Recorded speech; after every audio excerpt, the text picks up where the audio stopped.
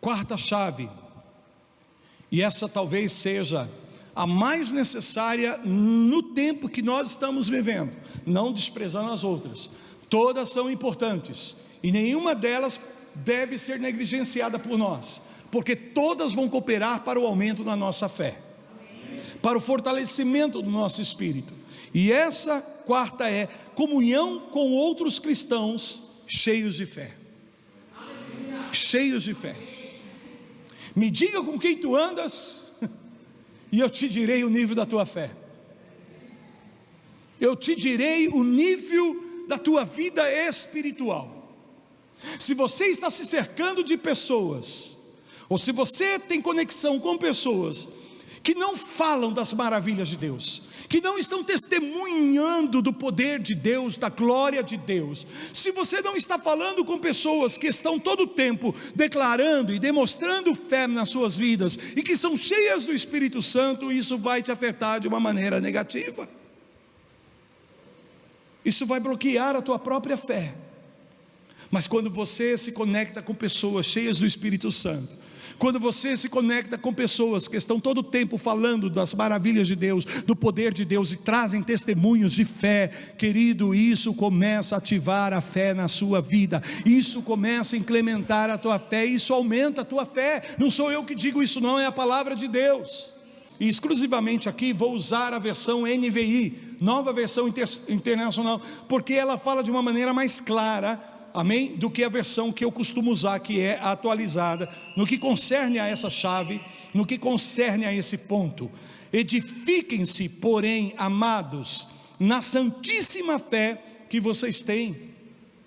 Edifiquem-se, e o sentido dessa palavra é aqui, que nós temos que edificar uns aos outros da nossa santíssima fé. E aí a pergunta que eu faço é: como que nós vamos edificar uns aos outros, se nós não temos conexão uns com os outros? Se nós de fato não temos comunhão uns com os outros? Nunca foi a intenção de Deus que nós vivêssemos a nossa fé de uma maneira isolada. Nunca foi, irmãos. Nunca foi intenção de Deus que você viva a sua fé de uma maneira isolada. Isso não é bíblico, e na verdade isso mata a sua fé. Isso mata a sua fé. Ele continua dizendo: orando no Espírito Santo. Olha, mais uma vez falando sobre a oração no Espírito. Mantenha-se no amor de Deus, e quanto esperam a misericórdia do nosso Senhor Jesus Cristo, que os leve para a vida eterna. Tenham compaixão daqueles que duvidam, daqueles que estão debilitados. Eu posso dizer para você, se você estiver perto das pessoas certas, você vai ser colocado no caminho certo. Amém? Se você estiver jovem, me escute, se você estiver com as pessoas certas, você vai caminhar no caminho certo. Mas se você estiver com as pessoas erradas, você vai por um caminho errado também. E precisamos prestar atenção nisso, porque o autor está falando: irmãos, nós precisamos nos edificar na fé, e isso se faz por meio da comunhão. E o autor está dizendo: isso nos afirma no amor de Deus, isso nos assegura no amor de Deus, isso nos estabelece no amor de Deus, ao mesmo tempo que a gente começa a ter misericórdia um dos outros. Comunhão. Agora, eu tenho clareza de que algumas pessoas, ao ouvirem o que eu estou falando aqui nesse ponto, nessa chave, talvez hesitem um pouco sobre isso, porque talvez passaram por experiências negativas dos relacionamentos cristãos. Algumas pessoas se magoaram, algumas pessoas se ofenderam, algumas pessoas se decepcionaram, porque suas expectativas talvez não foram atingidas, não foram alcançadas. Mas, irmãos, por isso que nós temos que aprender a colocar a nossa expectativa, ou melhor, no plural, as nossas expectativas em Deus. Em Deus. E mesmo que nós tenhamos nos decepcionado com alguém, e mesmo que alguém tenha nos ferido, seja de uma maneira autêntica, ou se simplesmente foi algo que nós projetamos da nossa própria mente, quero te dizer que isso não é razão para nós nos desconectarmos dos nossos irmãos. Amém? Não. Normalmente a pessoa que ela se ofende, ela se isola, ela se afasta. A Bíblia diz, e isso é imprudência, porque todas as vezes que nós nos isolamos, nós nos tornamos um alvo fácil. E por que nos tornamos um alvo fácil? Porque paramos de edificar a nossa fé. E o autor diz aqui, a nossa santíssima fé. Que bacana, né? Colocar nesse contexto de comunhão a edificação da fé, mas falando da fé como algo que é santíssimo, como algo extremamente valioso, precioso, que deve ser preservado nas nossas vidas, que deve ser cuidado com muito carinho. Às vezes nós cuidamos de tantas coisas na nossa vida e não cuidamos da nossa fé, gente. Alimentamos os nossos cachorrinhos, os nossos passarinhos, os nossos gatinhos, e isso é muito lindo, e alguns de nós até alimentamos os nossos filhinhos. Mas também devemos alimentar a nossa fé. Alimentar a nossa fé. Alguém já ouviu a expressão, você é o que você come? O que isso significa? Ora, significa que a qualidade da nossa vida está relacionada com a qualidade dos nossos alimentos. Está falando na nossa vida natural. Agora, se nós projetarmos isso para a nossa vida espiritual, vamos lembrar o que Jesus falou, nem só de pão viverá o homem, mas de toda palavra que procede da boca de Deus. E na comunhão, agora veja, eu não posso ter comunhão com pessoas que não professam a mesma fé. Entende o que eu estou falando de comunhão? Eu não estou falando que você não tem que conversar com pessoas, que você não tem que estar com essas pessoas. Jesus estava no meio dos beberrões, dos comilões, sim ou não? No meio dos pecadores, mas ele estava ali com uma missão. Amém? Sim ou não? Estava ali com uma missão. Ele jamais se deixou ser influenciado pelo ambiente dessas pessoas, pelo contrário, ele foi a esses lugares e a esses ambientes para transformar, e ele transformou aqueles que se abriram. Aqueles que não se abriram continuaram do mesmo jeito, e ele continuou na sua missão. Mas comunhão é diferente, irmãos. Bom, eu tenho que avançar por causa do tempo. Faz sentido para vocês? Coloque suas expectativas em Deus, e não deixe de se conectar com pessoas cheias do Espírito Santo, com pessoas de fé. Irmãos, tem pessoas de fé nessa casa, tem pessoas cheias do Espírito Santo aqui nesta casa. Aleluias. Tenha comunhão, se aproxime, se conecte. E se você foi machucado, se você foi ferido, perdoa e siga em frente em nome do Senhor Jesus Cristo.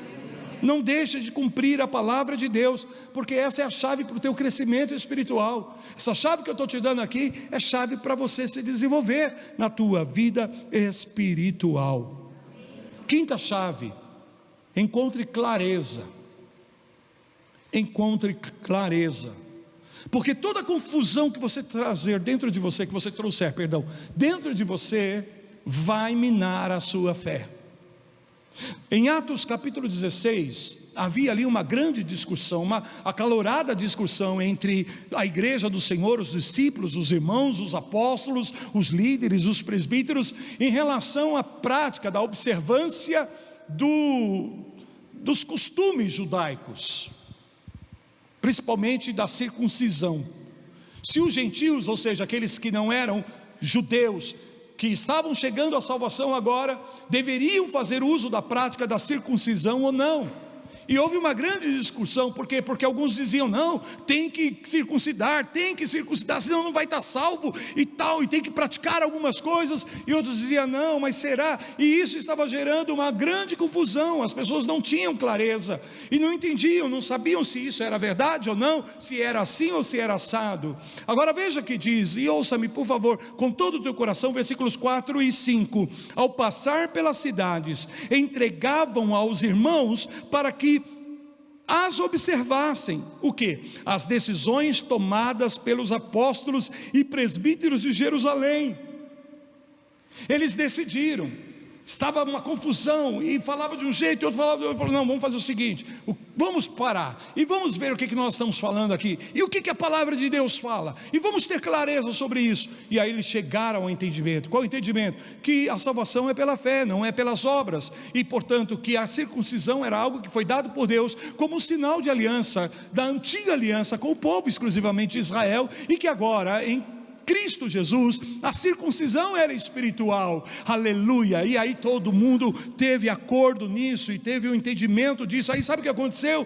Eles escreveram cartas e saíram pelas igrejas do Senhor, sabe, a proclamar a todos os irmãos as decisões que foram tomadas pelos apóstolos e presbíteros da igreja sede, da igreja de Jerusalém. Olha que lindo que diz o versículo 5: assim as igrejas eram fortalecidas na fé, e dia a dia aumentavam em número. Não sou eu que estou dizendo. Uma vez que essa confusão interior parou e as pessoas tiveram clareza, começou a haver um aumento na fé no meio da igreja, no meio do povo de Deus.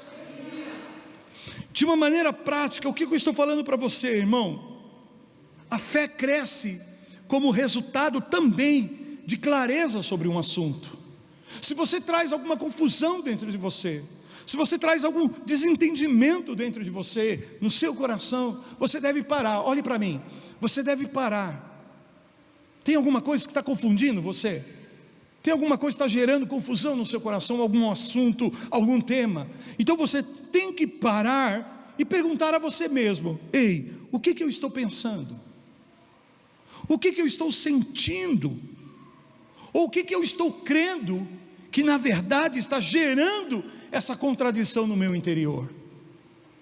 Porque quando você começa a refletir, e aí você começa a orar a Deus, você começa a ter clareza. Nós estamos agora na formação VIP, nesses dias, falando sobre crenças limitadoras, amém? E nós aprendemos aqui que toda crença limitadora, na verdade, é uma mentira. É uma mentira. E que a mentira nós devemos substituí-la por meio da verdade. E para a primeira coisa que precisa acontecer nesse processo é tomar consciência, ter clareza de que aquilo é uma mentira, de que aquilo que eu estou sentindo, de que aquilo que eu estou pensando, de que aquilo que eu estou crendo, na verdade, não é assim que a palavra de Deus diz. E isso é tão dinâmico. Por quê? Porque cada um de nós que temos o Espírito Santo, o próprio Senhor Jesus falou: o Espírito Santo vai te guiar a toda a verdade. Aleluia. Às vezes é mais fácil perguntar para o apóstolo, é mais fácil perguntar para um pastor, e nós estamos aqui para ajudar. Mas eu quero que você saiba, meu amado irmão, minha amada irmã, que o Espírito Santo que está em você também te guia a toda a verdade. E a verdade, ela não nos divide, a verdade nos unifica. Havia uma divisão na igreja nesses dias por conta de pensamentos contraditórios, mas quando houve clareza, em função da clareza, a fé aumentou. Digam glória a Deus. Sexta chave, estamos quase terminando, ufa. Sexta chave: mantenha a sua consciência limpa. Mantenha a sua consciência limpa. Hebreus capítulo 10, versículo 19 a 22 diz: tendo, pois, irmãos, intrepidez para entrar no Santo dos Santos. O que significa isso? Entrar na presença de Deus. Me parece que aqui está falando de um momento de oração, de um momento de adoração, no momento em que você intencionalmente vai se conectar com Deus, e você deve fazer isso com intrepidez, com segurança, amém? Você deve entrar na presença de Deus com foco nele, com foco nele.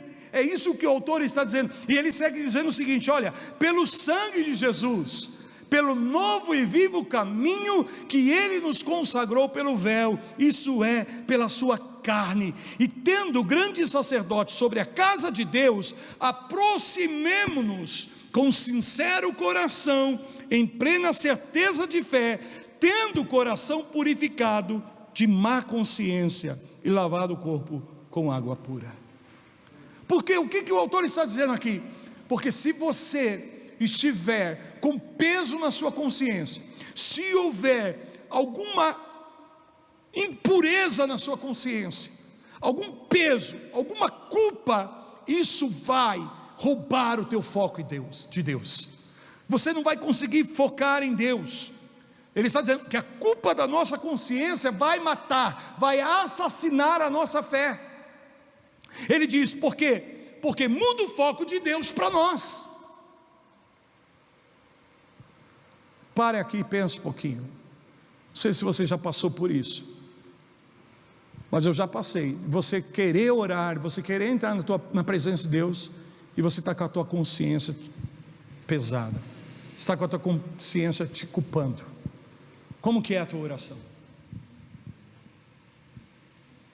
Você ora com autoridade? Você ora com confiança? Você ora com intrepidez? Não, a gente não consegue fazer nada para Deus quando a gente está com a nossa consciência suja, impura. Se você se aproxima de Deus pensando nos seus erros, o foco não está em Deus, está em você.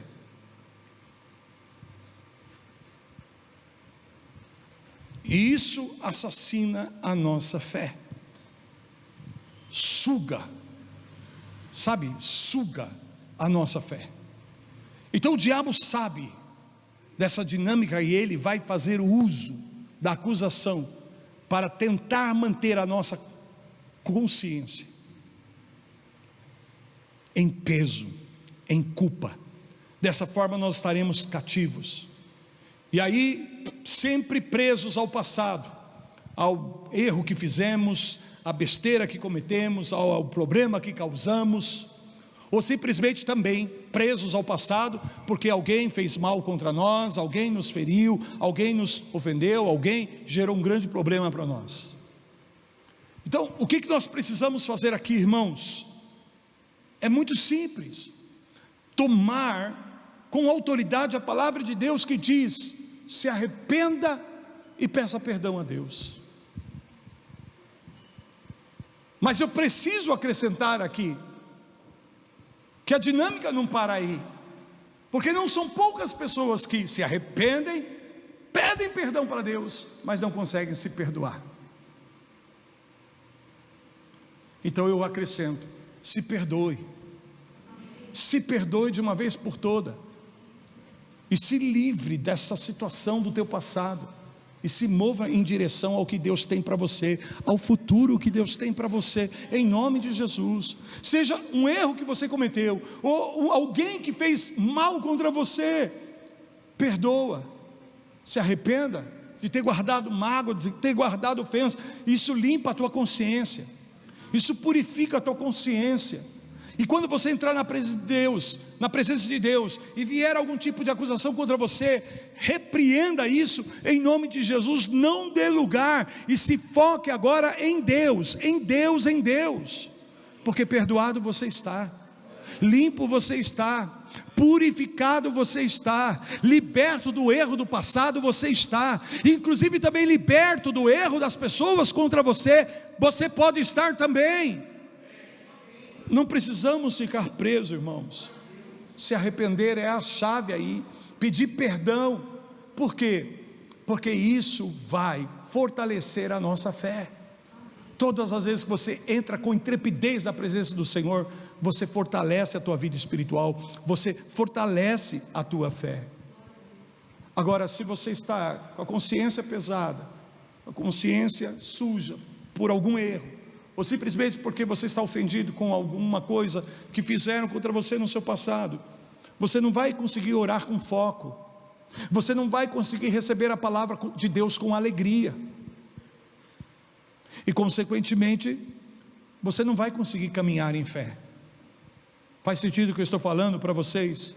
Limpe a sua consciência, se arrependendo, pedindo perdão a Deus, e perdoando a si mesmo, e também perdoando aos outros, em nome do Senhor Jesus. E agora eu vou fechar com a última chave, a sétima chave, e essa é a chave de todas as chaves, porque você pode fazer todas as outras 6, mas se você não fizer essa sétima, a coisa não funciona. Por incrível que pareça. Fala assim comigo: haja de acordo com a sua fé. Haja de acordo com a fé. Tiago 2, 14 a 17, vocês conhecem. Meus irmãos, qual é o proveito se alguém disser que tem fé, mas não tiver obras? A fé sem obras é o quê? Morta. Fala comigo: a fé sem obras é morta. A desobediência mata, assassina a nossa fé. Precisamos obedecer a Deus. Agora, é muito importante colocar aqui no contexto desta ação aqui, que essa chave que eu estou compartilhando, haja em fé, porque não é só você obedecer no sentido daquilo que Deus está mandando na palavra, aquilo que Deus pede na sua palavra. Isso aí nós obedecemos, sim ou não? Mas é obedecer aqui, principalmente dentro do contexto, e quando Deus em alguns momentos vai desafiar você. Se você estiver andando com Deus, vai ter momentos que Deus vai te desafiar a fazer coisas que você acha que você não tem condições de fazer, que você acha que você não tem capacidade para fazer. Olhe para mim, que você não tem recursos para fazer. Não é sempre que Deus faz isso, mas em alguns momentos chaves, Deus vai nos desafiar a fazer algo que nós vamos automaticamente reconhecer que nós não temos os meios. Já aconteceu isso com você? Não, Senhor, não, Senhor. Se o que você está fazendo hoje não exige de você fé, então você não está na vontade de Deus.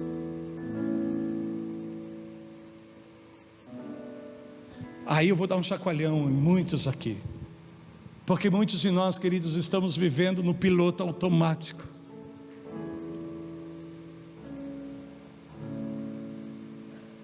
No conforto. E no conforto que eu falo, não é no sentido de uma vida regalada, não, mas de não tomarmos medidas, ações, que vão exigir de nós um nível maior de fé. E eu não estou falando de presunção aqui, é um outro estudo, amém? Não confundirmos presunção com fé. Presunção é o que você acha, é o que você quer.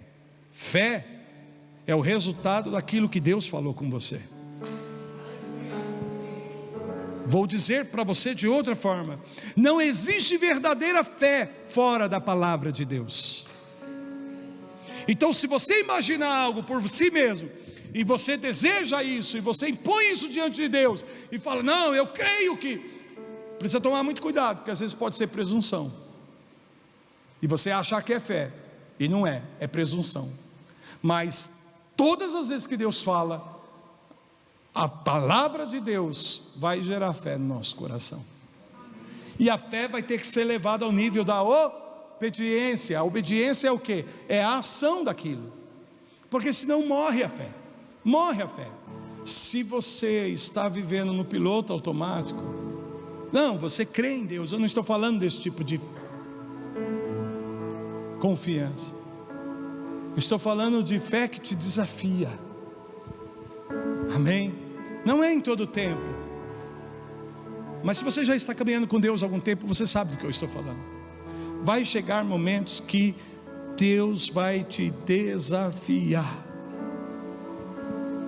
a fazer coisas que estão além da sua capacidade. E talvez Deus esteja nos dando essa palavra hoje aqui, porque algumas pessoas estão sendo desafiadas por Deus nesses dias. E existem várias formas de Deus nos desafiar. Às vezes Ele vai permitir que as circunstâncias nos pressionem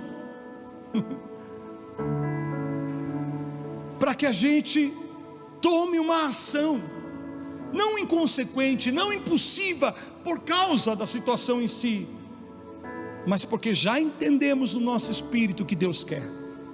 Já entendemos, mas às vezes não nos sentimos qualificados para isso.